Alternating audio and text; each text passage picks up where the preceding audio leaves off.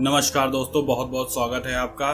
दोस्तों, इस वीडियो में हम चर्चा करने वाले हैं यूपी ट्रिपल एससी के जो भी पूर्व परीक्षाओं में पुस्तकें और लेखक से संबंधित प्रश्न आए थे, हम उनको देखेंगे। तो चलिए शुरुआत करते हैं।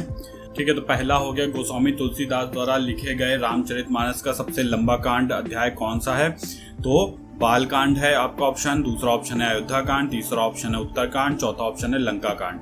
ये प्रश्न आया था यूपी ट्रिपल एससी की विधान भवन रक्षक एवं वन रक्षक परीक्षा 2016 की प्रथम पाली में। तो आपको बताना है। तो सबसे पहले आप देख लीजिए, रामचरितमानस की रचना किसने की थी? गोस्वामी तुलसीदास ने की थी। रामचरितमानस कितने कांडों में विभाजित है? तो ये लगभग इसमें 7 कांड हैं, और 7 कांड या कांडों का अध्याय भी कहते हैं। तो इसमें जो सबसे लंबा कांड है वो कौन सा होगा? बाल कांड है। ठीक है, तो इसमें कितने दोहे हैं? इसमें लगभग हैं 361 दोहे इसमें हैं, 361 दोहे हैं। ठीक है, तो बाल कांड में कितने दोहे हैं? 361 दोहे। इसके बाद अयोध्या कांड देखते हैं, तो इसमें कितने हैं? इसमें 326 दोहे हैं। इसके अलावा उत्तर कांड में कितने दोहे हैं? उत्तर कांड में आपके 130 दोहे हैं। फिर आता है लंका कांड, लंका कांड में है 121 दोहे। ठीक है, तो रामचरितमानस जो है ये किस भाषा में लिखा गया था? ये अवधी भाषा में लिखी गई है, गोस्वामी तुलसीदास द्वारा अवधी भाषा में लिखी गई है। अगला देखते हैं, रामचरितमानस का कौन सा अध्याय कांड जो है सबसे छोटा है? ठीक है, तो अभी हमने सबसे लंबा देख लिया, बाल कांड है। सबसे छोटा बताना है, तो पहला ऑप्शन है अरण्य कांड, दूसरा किष्किंधा कांड, तीसरा ऑप्शन है सुंदर कांड और चौथा ऑप्शन है लंका कांड। तो सही उत्तर आपको चयन करना है। यूपी ट्रिपल एससी ग्राम विकास अधिकारी परीक्षा 2018 की चतुर्थ पाली में एक प्रश्न आया था। तो हम फिर से एक बार देख लेते हैं, अरण्य कांड में कितने दोहे हैं? अरण्य कांड में 46 दोहे हैं। इसी प्रकार किष्किंधा कांड में कितने दोहे हैं? किष्किंधा कांड में है 30 दोहे। इसके बाद सुंदर कांड में है 60 दोहे, और लंका कांड में अभी हमने देखा कितने थे? 121 दोहे। ठीक है, तो ये थे। अब आप देखिए इसमें सबसे छोटा कौन सा है? 30 दोहे के साथ किष्किंधा कांड जो है सबसे छोटा कांड है रामचरितमानस का। ठीक है, अगला देखते हैं, लॉर्ड ऑफ द फाइल्स पुस्तक के लेखक कौन है? आपको बताना है लॉर्ड ऑफ द फाइल्स की पुस्तक के लेखक कौन है। पहला ऑप्शन है थॉमस हार्डी, दूसरा ऑप्शन है विलियम गोल्डिंग, तीसरा ऑप्शन है विलियम शेक्सपियर और चौथा ऑप्शन है जॉर्ज एलियोट। तो सही उत्तर बताना है आपको। और ये प्रश्न आया था यूपी ट्रिपल एससी की सम्मिलित सहायक लेखाकार लेखा परीक्षक 2015 में। तो सही उत्तर आपको क्या हो जाएगा? जॉर्ज एलियोट जो थे ये लॉर्ड ऑफ द फाइल्स के पुस्तक के लेखक थे, और इसके लिए इनको क्या मिला था? 1983 में इनको नोबेल पुरस्कार भी मिल चुका है। ठीक है, अगला देखते हैं, वह कौन से कवि और संत हैं जिन्होंने रामायण का दूसरा संस्करण रामचरितमानस लिखा? तो कौन थे? अभी हम बात कर चुके हैं, तुलसीदास ने रामचरितमानस की रचना की थी। अगला देखते हैं, गीत गोविंद पुस्तक के लेखक कौन है? पहला ऑप्शन है कालिदास, दूसरा ऑप्शन है सोमदेव, तीसरा ऑप्शन है प्रेमचंद और चौथा ऑप्शन है जयदेव। तो सही उत्तर क्या हो जाएगा? गीत गोविंद के कौन रचनाकार थे? जयदेव रचनाकार थे। ठीक है, तो सही उत्तर होगा जयदेव। जयदेव किनके दरबार में रहते थे? सेन वंश के दरबारी कवि थे। ठीक है, तो सेन वंश के दरबार में रहते थे। अगला देखते हैं, मधुशाला किनकी कृति है? तो बहुत आसान है, ज्यादातर सबको पता होगा। पहला ऑप्शन है मैथिली शरण गुप्त, दूसरा ऑप्शन रविन्द्रनाथ टैगोर, तीसरा ऑप्शन है हरिवंश राय बच्चन, चौथा ऑप्शन है जयशंकर प्रसाद। तो क्या उत्तर सही हो जाएगा इसमें? हरिवंश राय बच्चन जो है वो सही उत्तर इसका होगा। और ये प्रश्न आया था यूपी ट्रिपल एससी की परिचालक भर्ती परीक्षा 2015 में। इसके अलावा भी हरिवंश राय बच्चन की कुछ महत्वपूर्ण कृतियां हैं, जिनमें जो है नीड़ का निर्माण, इसके बाद क्या भूलूं क्या याद करूं, निशा निमंत्रण, बसेरे से दूर, ये सब इनकी और भी अन्य रचनाएं हैं। ठीक है, तो इनको भी थोड़ा सा ध्यान रखिएगा, हो सकता है कि मधुशाला ना पूछ के कुछ और पूछ ले। इसके बाद ए नेशन इन मेकिंग लेखक कौन है? इसके ए नेशन इन मेकिंग के लेखक, पहला ऑप्शन है सुरेंद्रनाथ बनर्जी, दूसरा ऑप्शन है बाल गंगाधर तिलक, तीसरा ऑप्शन है दादा भाई नौरोजी, चौथा ऑप्शन है फिरोज शाह मेहता। तो इसके कौन से लेखक हैं? इसके लेखक आपका सही उत्तर हो जाएगा सुरेंद्रनाथ बनर्जी। तो सुरेंद्रनाथ बनर्जी जो है इसका सही उत्तर होगा। यह प्रश्न आया था जूनियर इंजीनियर टेक्निकल भर्ती परीक्षा 2016 में। निम्नलिखित में से किस क्रांतिकारी द्वारा the philosophy of the bomb नामक प्रसिद्ध लेख लिखा गया? पहला ऑप्शन है यशपाल, दूसरा ऑप्शन है भगवती चरण वोहरा, तीसरा ऑप्शन है भगत सिंह, चौथा ऑप्शन है सूर्यसेन। तो किसके द्वारा फिलॉसफी ऑफ बॉम्ब की जो है लेख लिखा गया था, तो इसका सही उत्तर क्या हो जाएगा, भगवती चरण वोरा। ठीक है, तो भगवती चरण वोरा इसका सही उत्तर होगा। ये इन्होंने किसकी प्रेरणा से लिखा था, इन्होंने चंद्रशेखर आजाद की प्रेरणा से ये फिलॉसफी ऑफ द बॉम्ब लिखा था। इसके अलावा देखते हैं निम्नलिखित में से कौन से राष्ट्रीय नेता poverty and British rule in India के लेखक हैं। ठीक है, तो बहुत बार आपने इसको पढ़ा होगा। पहला ऑप्शन है जीवी जोशी, दूसरा ऑप्शन है गोपाल कृष्ण गोखले, तीसरा ऑप्शन है दादा भाई नौरोजी और चौथा ऑप्शन है जी सुब्रमण्यम अय्यर। ठीक है, तो इसका सही उत्तर क्या हो जाएगा, दादा भाई नौरोजी। ठीक है, तो ये पुस्तक इन्होंने क्यों लिखी थी, ये पुस्तक इन्होंने लिखी थी धन के बहिर्गमन का जो सिद्धांत था उसको प्रतिपादित किया था इसमें। और इसके अलावा भी इन्होंने 2-3 पुस्तकें लिखी थी, जैसे इंग्लैंड डेप्ट टू इंडिया। ठीक है, इंग्लैंड डेप्ट टू इंडिया। इसके अलावा इनकी एक और पुस्तक थी on the commerce of India, on the commerce of India. ठीक है, तो ये इनकी पुस्तक थी। ठीक है, और धन के बहिर्गमन का सिद्धांत किसमें प्रतिपादित किया था, poverty and British rule in India में। चलिए अगला देखते हैं, निम्नलिखित में से कौन सी किताब सरोजिनी नायडू द्वारा लिखित नहीं है। ठीक है, तो आपको बताना है कि कौन सी नहीं लिखी गई है। पहला ऑप्शन है the broken wing, the golden threshold, दूसरा ऑप्शन हो गया, तीसरा ऑप्शन है गोल्डन बर्ड और चौथा ऑप्शन है द बर्ड ऑफ टाइम। तो कौन सी पुस्तक जो है वो सरोजिनी नायडू द्वारा नहीं लिखी गई है। तो आप देखिएगा तो गोल्डन ब्रिंग भी जो है सरोजिनी नायडू द्वारा लिखी गई है। ठीक है, गोल्डन थ्रेशोल्ड भी सरोजिनी नायडू की लिखित रचना है। इसके अलावा द बर्ड ऑफ टाइम भी इनकी रचना है। केवल द गोल्डन बर्ड जो है ये इनकी रचना नहीं है। ये रचना इनकी नहीं सरोजिनी नायडू की ना होकर, बल्कि ये रचना है बदर से ग्रीम की। ठीक है, तो किसकी रचना है ये, बदर से।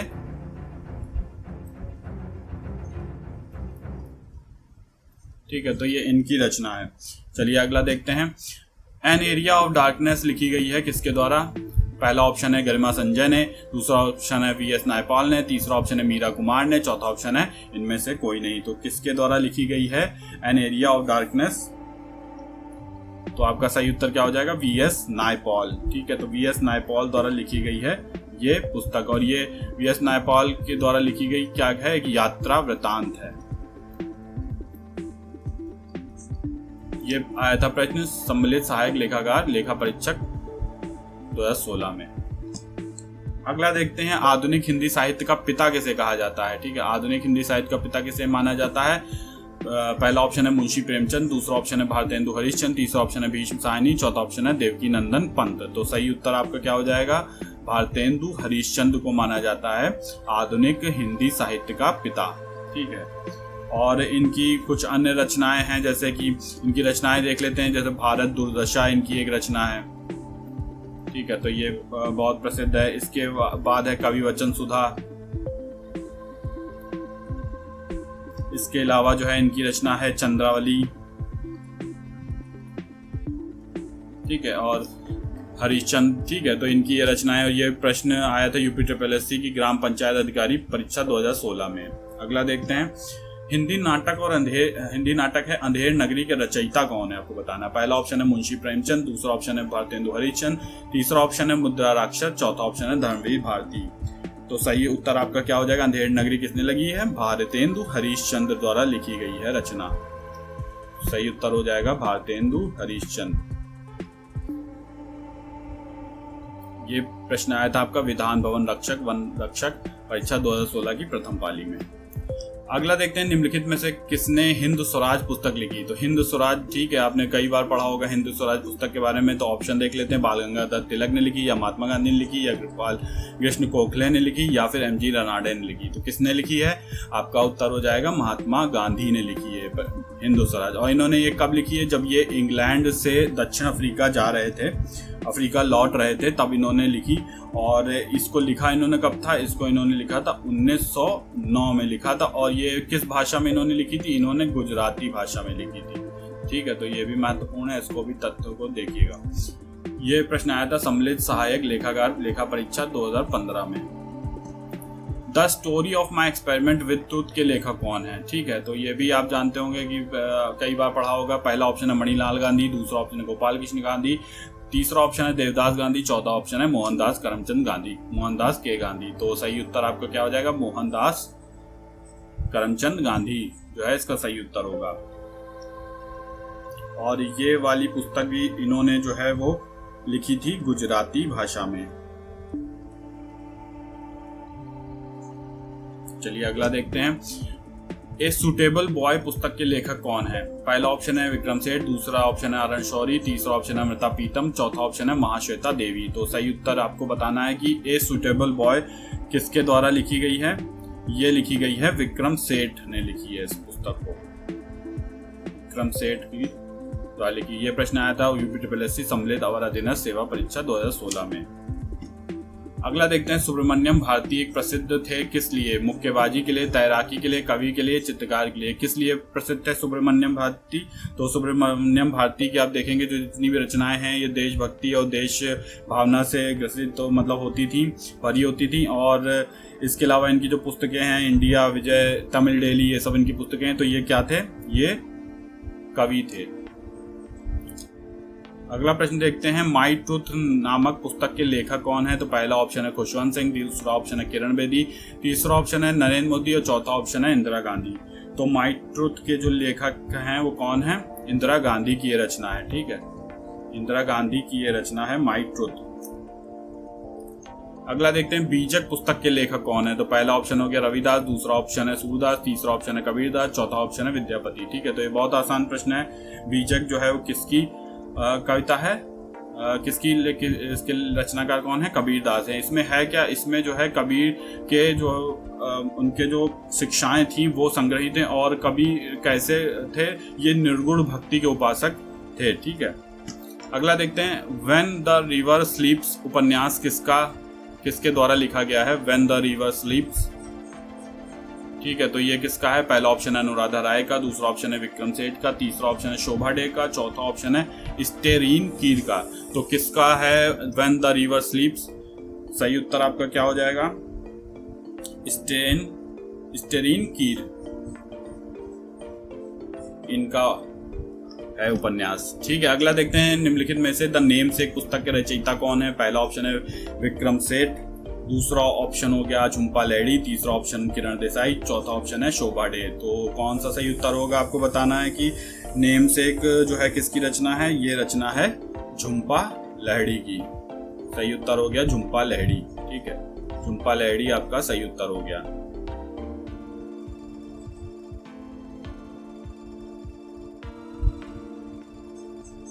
झुम्पा लाहिड़ी। और यह प्रश्न आया था सम्मिलित अवर अधीनस्थ समान चयन 2016 की परीक्षा में।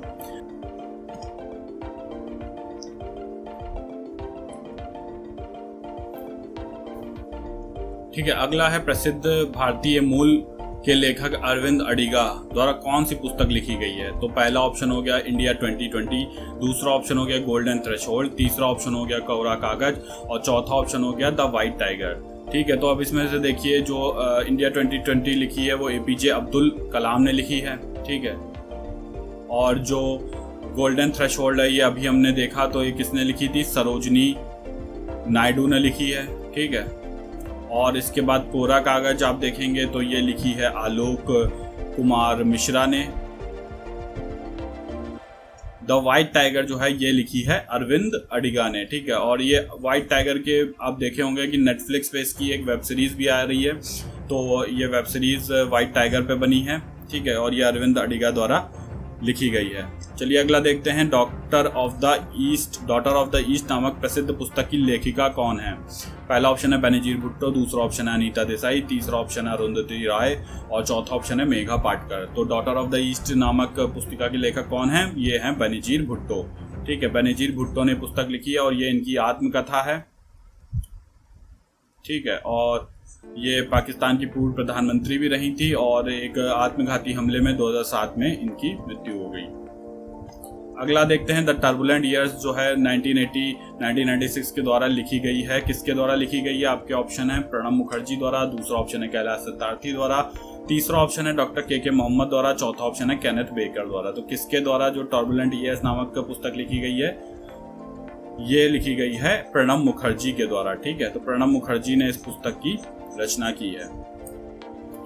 अगला देखते हैं। रिबूटिंग गवर्नमेंट पुस्तक जो है ये किसके लेखक कौन है? पहला ऑप्शन है प्रणब मुखर्जी, दूसरा ऑप्शन है नंदन नीलकेनी, तीसरा ऑप्शन है मनमोहन सिंह, चौथा ऑप्शन है खुशवंत सिंह। तो इसके जो लेखक हैं वो कौन हैं? ये हैं नंदन नीलकनी। ठीक है, नंदन नीलकनी ने लिखी है द रिब्यूटिंग गवर्नमेंट। ठीक है, और ये आया था सम्मिलित UPSSC सहायक लेखाकार लेखा परीक्षक 2015 में प्रश्न। अगला देखते हैं द पोस्ट अमेरिकन वर्ल्ड नामक पुस्तक के लेखक कौन है? The post American world. ठीक है, तो आपके ऑप्शन हो गए कार्ल मार्क्स हो गया पहला ऑप्शन, दूसरा ऑप्शन हो गया एमाइले जोला, तीसरा ऑप्शन है फरीद जकारिया, चौथा ऑप्शन है किरण देसाई।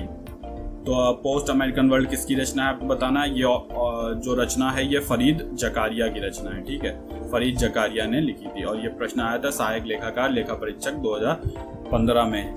अगला देखते हैं माई कंट्री माई लाइफ, ये किसकी आत्मकथा है? तो पहला ऑप्शन हो गया लाल कृष्ण अडवाणी, दूसरा ऑप्शन सुचेता कृपलानी और तीसरा ऑप्शन सुचित्रा सेन, चौथा ऑप्शन राम मनोहर लोहिया। तो ये किसकी आत्मकथा ऑटोबायोग्राफी है? ये लाल कृष्ण अडवाणी की ऑटोबायोग्राफी है। ठीक है, तो इसको ध्यान रखिएगा।